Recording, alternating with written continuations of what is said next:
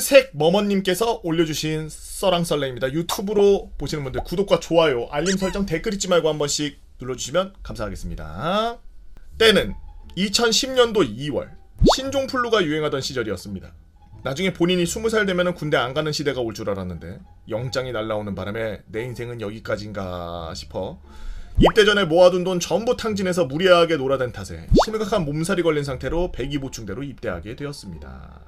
신체 검사 열 체크하고 고열 환자로 분류되어서 강제 격리되었고 TV 보고 자고 이틀인가 3일 동안 개꿀 빨아대며 다른 입원해 있는 아저씨들한테 저 장정은 와서 3일 동안 잠만 자냐 라는 소리까지 들을 정도로 정말 누워서 잠만 잤죠.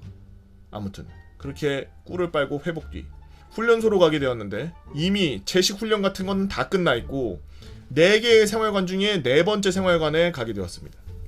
이게 진짜 뻥인지 진짠지는 모르겠는데 4번째 생활관이 약간 어디가 아프거나 비만인 애들 등 좀 상태가 안 좋은 애들 모아놓는 생활관이라고 들었죠. 아무튼 그게 중요한 게 아니라 어디 모여서 자대 배치 발표받는 날이었는데 제 동기들은 뭐 야수교, 뭐 땡땡연대, 뭐 머시기 막 이런 데로 어디로 가는지 다 나오는데 저만 계속 안 나오는 겁니다.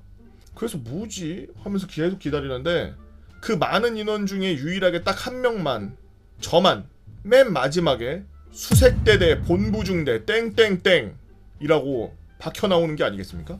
거짓말 하나도 안 치고 눈앞이 새하얘지면서 갑자기 뭐가 와르르 무너져 내리는 기분이 들었습니다.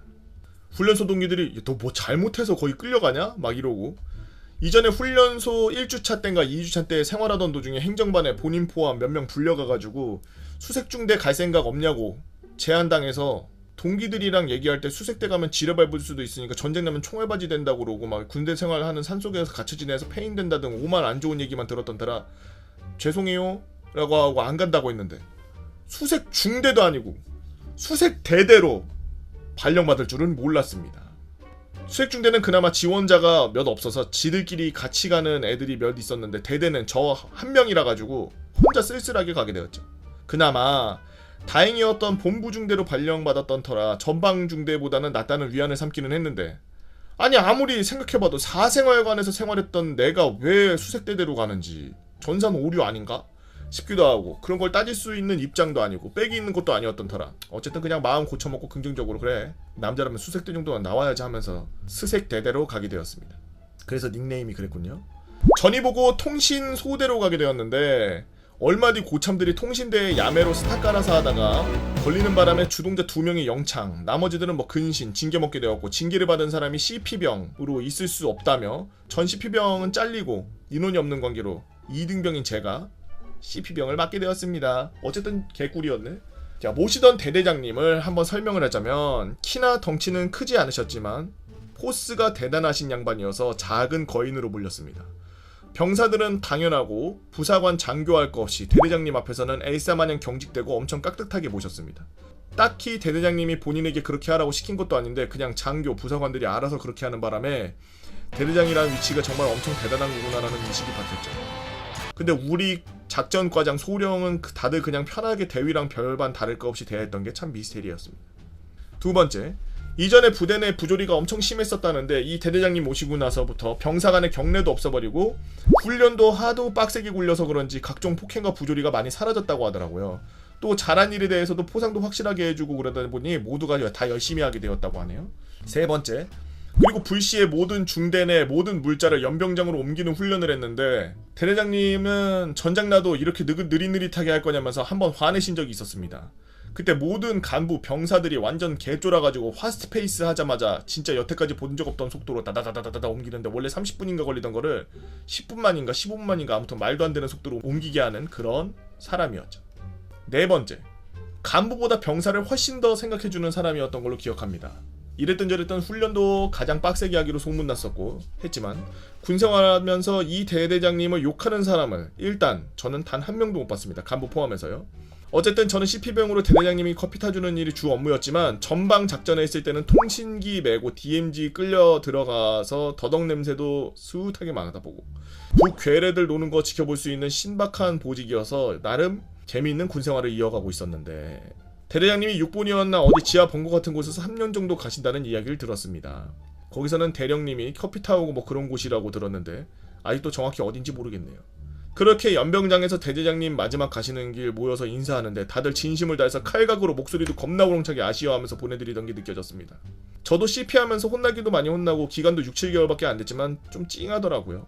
아무튼 떠나시기 전이든 떠나고 나서든 간부들이 대대장님 같은 사람 없다면서 그 양반은 진짜 참군인이라고 저런 사람이 별을 달아야 한다 라고 하면서 금방 장군 될 거다라고 하면서 인정받는 사람이었죠. 제가 전역하고 얼마 후 가신 그곳에서 고생하셔서 대령을 다쳤다는 소식을 듣고 저도 같이 기뻐했죠. 전역을 하고 나서 소식을 들어? 어떻게? 그렇게 대령이 된 대대장님은 본래 본인이 계셨던 대대장했던 곳으로 연대장으로 가고 싶다는 말씀을 하셨나 보더라고요. 제2의 고향이라고 생각하셨나봐요. 기쁨도 잠시.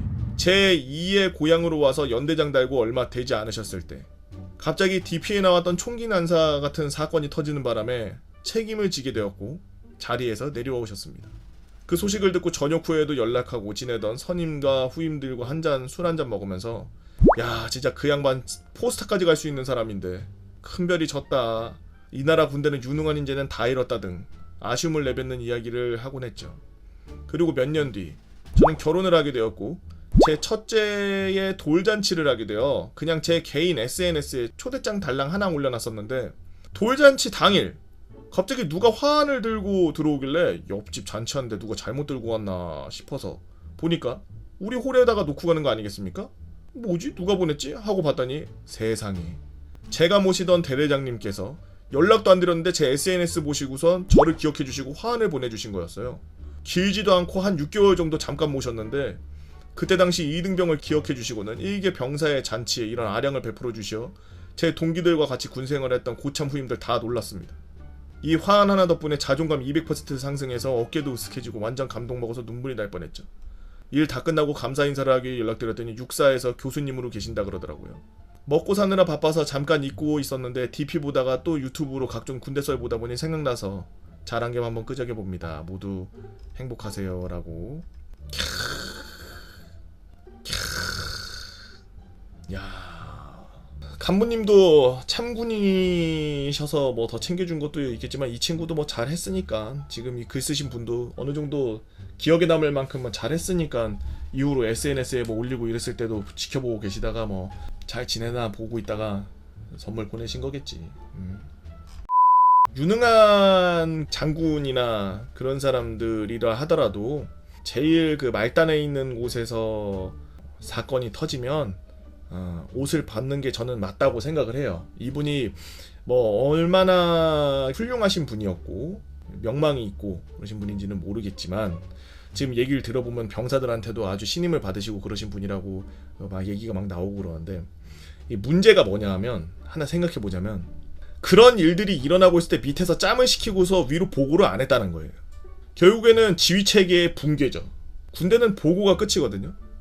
밑에서 일어나는 일들을 맨 위에 있는 본부에서는 알 수가 없어요. 보고를 하지 않으면.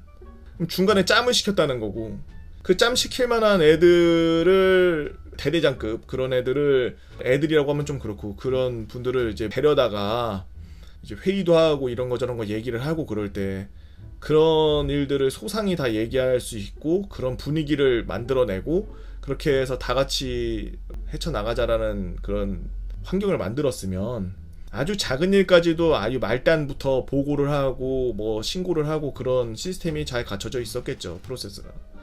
하지만 어디 한 군데가 좀 잘못되어 있었고 그게 겹치고 겹치다 보니 큰 사건이 터져서 이제 옷을 벗는다고 표현하죠.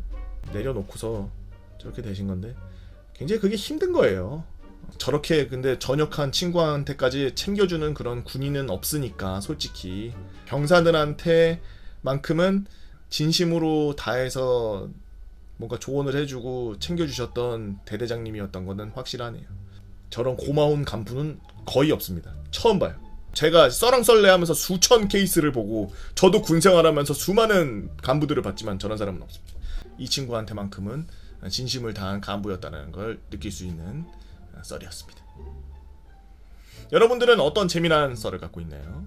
여러분들만 알고 있는 아니면 특이한 이야기들 네이버 카페 개보거 팬 다 모여라 개팬다로 오셔서 썰랑썰레 게시판에다가 글 남겨주시면 유튜브로 작업해서 업로드하도록 하겠습니다. 유튜브로 보시는 분들 구독과 좋아요 알림 설정 댓글 잊지 말고 한 번씩 눌러주시고요. 오늘도 나라 지키느라 고생하고 계시는 국군장병 여러분들 진심으로 감사합니다.